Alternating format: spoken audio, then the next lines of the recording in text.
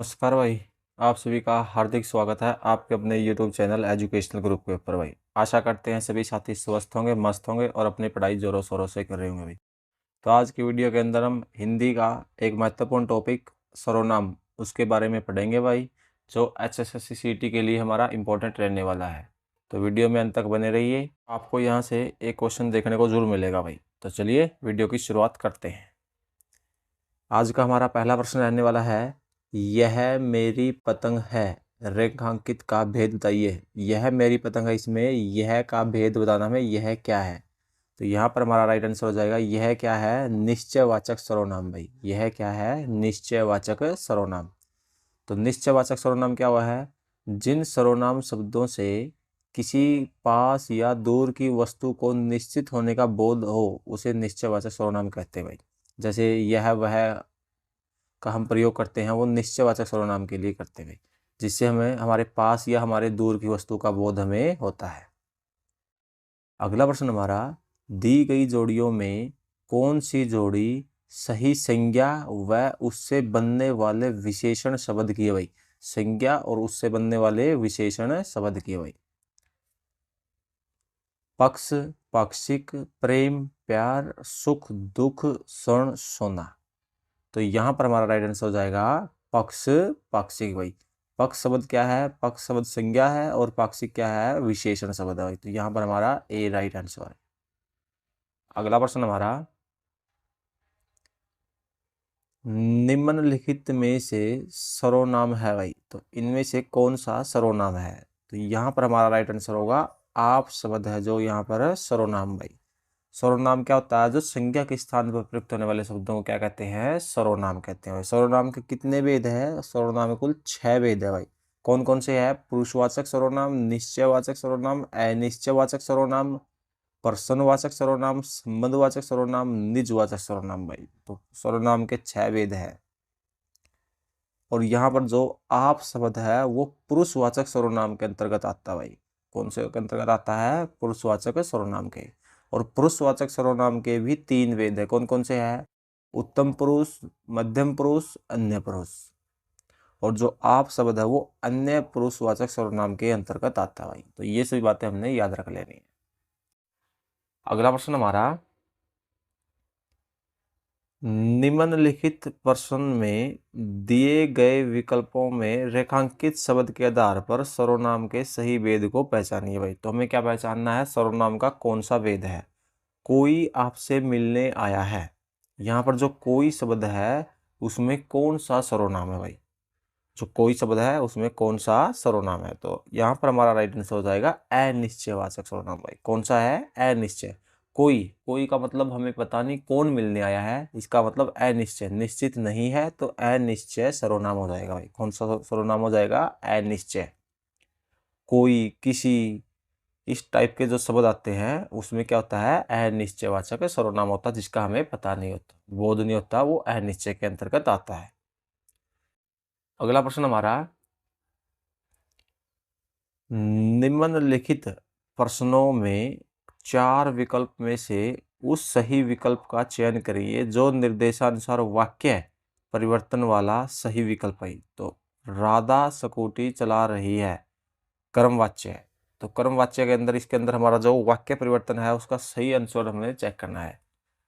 तो हमारा right answer हो जाएगा, राधा से स्कूटी चलाई जाती है। क्या है, राधा से स्कूटी चलाई जाती है, ये इसका क्या हो जाएगा, कर्मवाच्य हो जाएगा। अगला प्रश्न हमारा, निम्नलिखित प्रश्नों में 4 विकल्पों में से उस सही विकल्प का चयन करके बताना है जिसमें पुरुषवाचक सर्वनाम का भेद नहीं भाई। तो चारों में से कौन सा पुरुषवाचक सर्वनाम का भेद नहीं है। तो हमने पढ़ा था पुरुषवाचक सर्वनाम के कुल 3 भेद होते हैं। कौन कौन से, उत्तम पुरुष, मध्यम पुरुष, अन्य पुरुष। तो यहाँ पर हमारा राइट आंसर हो जाएगा अति उत्तम पुरुष क्या है, पुरुषवाचक सर्वनाम का भेद नहीं है भाई। तो ये हमें बताना था, तो हमारा ऑप्शन नंबर सी क्या हो जाएगा, राइट हो जाएगा। अगला प्रश्न हमारा, निम्नलिखित में से सर्वनाम है। तो यहाँ पर क्या करना है, सर्वनाम शब्द को देखना है कौन सा है, यह, सभा, मनुष्य या फिर हिमालय। तो यहाँ पर हमारा राइट आंसर हो जाएगा यह है भाई। क्या है? यह जो शब्द है वो सर्वनाम होता है, और हम बार बार हमने पढ़ा है सर्वनाम क्या होते हैं, वे शब्द जो संज्ञा के स्थान पर प्रयुक्त किए जाते हैं उन्हें सर्वनाम कहा जाता है भाई। अगला प्रश्न हमारा, निम्नलिखित प्रश्न में 4 विकल्पों में से उस विकल्प का चयन करिए जो दिए गए वाक्य का सही विकल्प है। सर्वनाम का शाब्दिक अर्थ क्या होता है? सर्वनाम का शाब्दिक अर्थ क्या होता है? सबका नाम, दूसरों का नाम, अपना नाम, संबंध का नाम। तो यहाँ पर हमारा राइट आंसर हो जाएगा सबका नाम भाई। सर्वनाम शब्द का जो शाब्दिक अर्थ है वो सबका नाम होता है। नेक्स्ट हमारा टॉपिक रहने वाला है विशेषण भाई। तो विशेषण के अंदर हमारा पहला प्रश्न रहने वाला है, चालाकी शब्द खालिस्तान है। जो चालाकी शब्द है वो खालिस्तान है। तो यहाँ पर हमारा राइट आंसर होगा चालाकी जो शब्द है वो संज्ञा शब्द है भाई। क्या है? संज्ञा शब्द है। जो शब्द संज्ञा और सर्वनाम की विशेषता को प्रकट करे उन्हें क्या कहते हैं? विशेषण कहते हैं। और जो चालाकी शब्द है संज्ञा है, और चालाक जो शब्द होगा वो क्या करेगा? इस चालाकी शब्द की विशेषता को प्रकट करेगा। चालाक विशेषण से चालाकी जो है भाववाचक संज्ञा बनाता है। जो चालाक शब्द है वो विशेषण है, और चालाकी कौन सा है? भाववाचक संज्ञा शब्द है। अगला प्रश्न हमारा, इनमें गुणवाचक विशेषण कौन सा नहीं है भाई? तो इनमें से कौन सा गुणवाचक विशेषण नहीं है? मोटा, काला, नया, 20। तो यहाँ पर हमारा राइट आंसर हो जाएगा 20 जो है वो गुणवाचक विशेषण नहीं है। मोटा मोटापा का जो एक गुण है, काला काला रंग के बारे में बता रहा है, नया जो नई चीज के बारे में बता रहा है, और 20 है एक संख्या होगी भाई। तो ये गुणवाचक विशेषण नहीं है।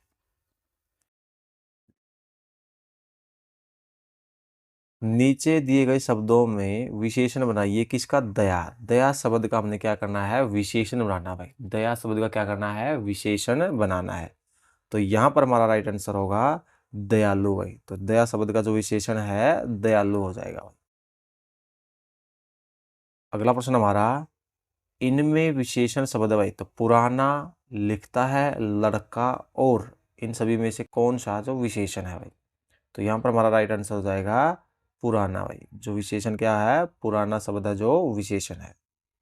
अगला प्रश्न हमारा, सार्वनामिक विशेषण बनते हैं। सार्वनामिक विशेषण बनते हैं संज्ञा से, संज्ञा और सर्वनाम से, सर्वनाम से और क्रिया से। तो यहाँ पर हमारा राइट आंसर हो जाएगा सर्वनाम से भाई। तो सार्वनामिक विशेषण किससे बनते हैं? सर्वनाम से। अगला प्रश्न हमारा, यह घर मेरा है। यह घर मेरा है और वह तुम्हारा है।